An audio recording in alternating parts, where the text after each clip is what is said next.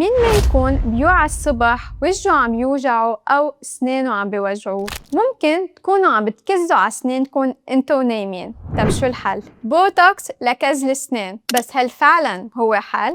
البروكسيزم أو الكز هو شد بعضلات الفك، وغالباً بيصير انت ونايم بلا ما تحس، وهالشي ممكن يسبب وجع بالفك، صداع الصبح، وتآكل بالسنان مع الوقت. البوتوكس بينحقن بعضلة الفك وبخفف قوتها، يعني بخف الضغط على المنطقة، والنتيجة راحة واضحة وتخفيف بالوجع بس بكم يوم.